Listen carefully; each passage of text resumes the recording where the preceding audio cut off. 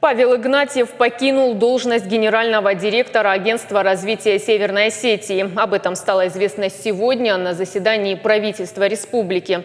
На должность гендиректора назначен Александр Плиев. Ранее он работал заместителем начальника таможенного поста Североосетинской таможни. Напомним, что генеральным директором агентства Павел Игнатьев стал в июле 2017 года. Сам он отмечает, что полномочия сложил по собственному желанию. Свою работу Игнатьев продолжит в наблюдательном совете агентства развития. Моя задача будет состоять в том, чтобы курировать развитие агентства, курировать развитие инвестиционной повестки в республике. Глава также ставит задачу по сопровождению ключевых инвестиционных проектов. Ведь вы понимаете, одна инвестиционная программа того же острова, она из первоначальных 80 миллионов сейчас выросла до 3 миллиардов. И, конечно, такие проекты требуют очень глубокого, серьезного сопровождения. Я планирую этим заниматься. Поэтому моя роль – это наблюдательный совет. Задача – курировать развитие инвестиционной повестки, помогать агентству развития, которое продолжит свою работу.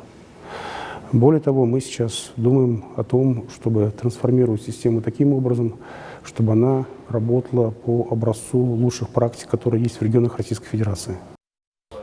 Александр Плиев позже рассказал о том, с чего намерен начать работу. В рамках Международного экономического форума, который недавно прошел в Санкт-Петербурге, президент страны высоко отметил существенное улучшение экономического фона нашей республики, что является неким сигналом и таким толчком к действиям. И наше агентство будет активно вести работу с потенциальными инвесторами, для которых сейчас наша республика уже выглядит как место, куда можно вложить свои средства и получить прибыль. Да, наша республика на самом деле имеет уникальное территориальное расположение. Мы являемся транзитной республикой, и, естественно, в этой связи нам необходимо рассматривать и вопрос улучшения логистических условий для перевозчиков, для тех, кто осуществляет транспортные перевозки через нашу республику. И этим, естественно, тоже будет заниматься агентство инвестиционного развития республики.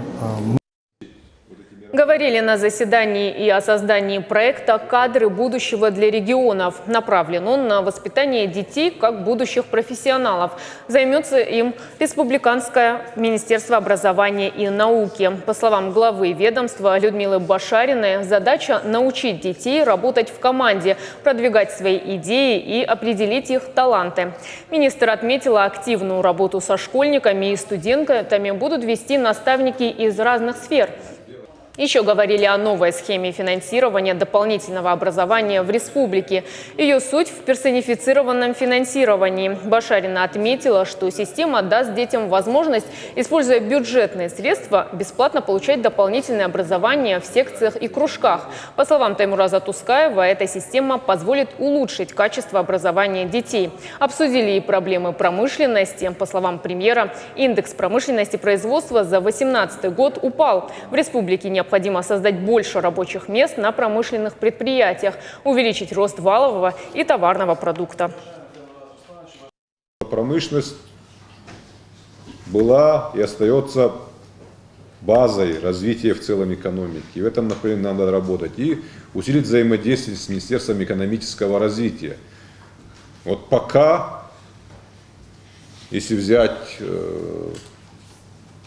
фактуру 2017 и 2018 года, у нас проектов, которые попали в стратегию социально-экономического развития, госпрограмму СКФО, по промышленности их не особо много.